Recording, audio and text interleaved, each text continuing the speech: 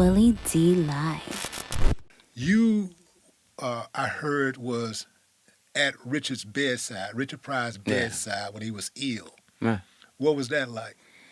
Well, to see him, because it was like a span. He looked like he was well. Didn't really hit him yet when I first met him.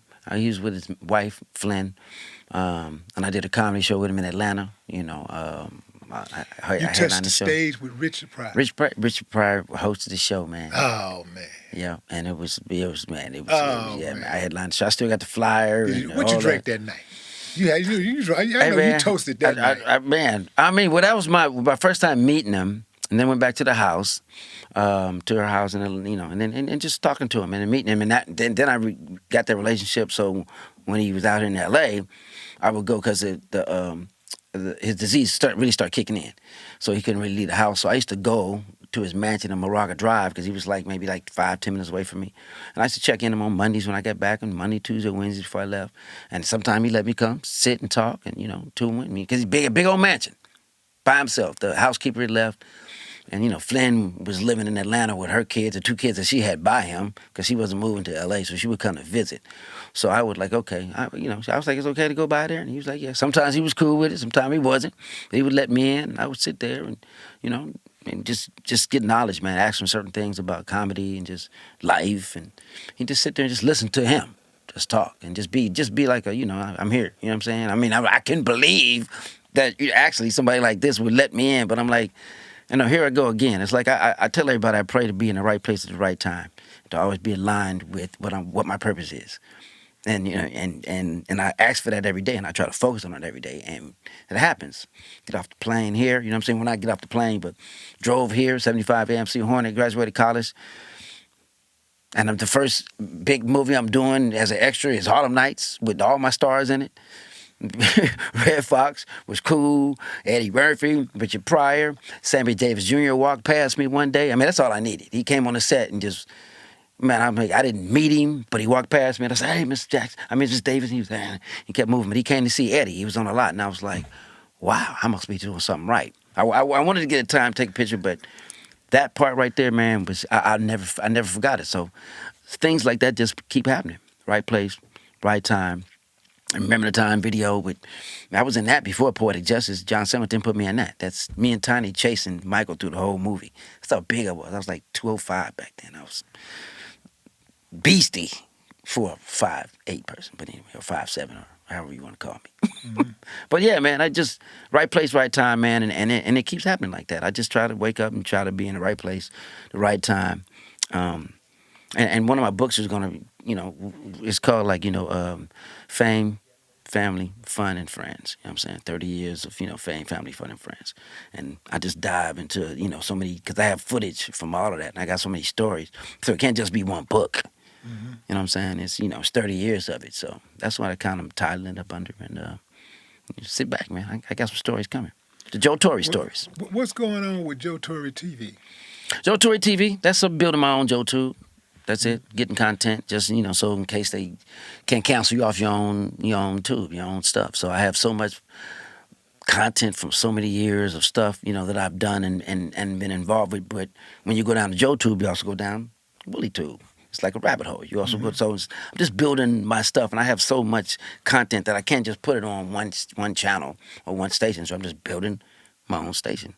So that's Joe Torry TV, and it's going to cover, where you can go there and you can be able to, learn something about your health, learn something about some cooking, learn something about some intelligence, black intelligence, our black history. You know what I'm saying? One of my things now is to, and I'm working on this Miles Davis story, but to show all our black heroes in good light. You know what I'm saying? So if they taking us out of the history books, well then, okay. Then where's the James Baldwin story? You know what I'm saying? Where is that story about the Miles Davis story that I am going to do that's showing him in a good light? The King of Cool. Mm-hmm. We always got to talk about, the bad part of him. But no, he had some happy times in his life, and we're going to show them. Well, all those. Now, at what capacity are you working on the Miles Davis movie? Series. It's we showing Miles in 1965 Miles and 1975 Miles. Not to so give you're away the executive producer, or you're acting in it also? I'm acting, executive producer. Yeah. What's your role? I'm playing Miles. You're playing Miles. Playing Miles. Yeah. Oh man. Yeah, that's why I'm morphing down for the last 3 years. And when can we expect that? We're doing a screen test like later this month. You know what I'm saying? Because I had to lose weight. I was too big at first. I was, on screen.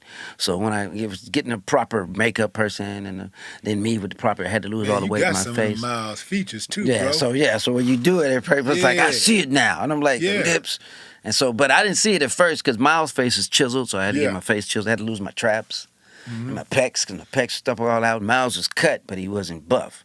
You know what I'm saying? He wasn't thick with it. So I'm like, he was lean. He's lean with it. So now on camera, I can get away with looking lean in the face and the neck. You know what I'm saying? And then, because the year we're doing him is, he was, we ain't showing him all, we're showing him in good light.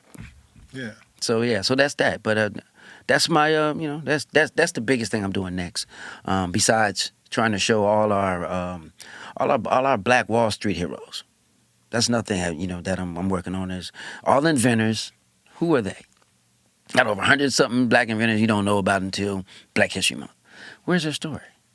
You know what I'm saying? Where's that story? That dude, we know Jack Johnson created the wrench, but he had 7 other patents. Now, you've seen the Jack Johnson story, but what about all those other guys who invented stuff?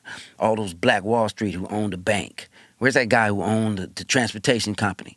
Where are those heroes that were bombed? You know what I'm saying? Our black heroes. I'm like, where's those stories at? I mean, nothing against all these country stories, Yellowstone, and and all these Lord of the Rings and all that. Okay, cool, but where's our Black history stories? Where's and it's my job to, like, in our areas, got to get those stories out there. I ain't playing all the parts, but I want to be able to produce them and to show people in good light, that who we are as kings and queens and as innovators in this world, creators, inventors. You know what I'm saying? Scientists, chemists, all that stuff. You know what I'm saying? It's more than just the ones that they show us. So that's my mission. Is it fair to say that Robin Harris is the first guy in comedy that really had the resources to grab you by the coattail and kind of like show you the way, what was going on out here? Or was there somebody else that had more of an impact on you first? I mean, the first person that had an impact on was Robin Harris, because he was the man. And when he passed, he left like everything open, like for all of us. Def Jam, sitcoms. I mean, it was like he was the next one. Yeah. You know what I'm saying? So he left a whole door slew that we're still filling his shoes with. You know what I'm saying? Where were you when you got the news? Actually, I was supposed to have been with him. I was supposed to open for him, but we also opened the Comedy Act Theater in Atlanta that same weekend.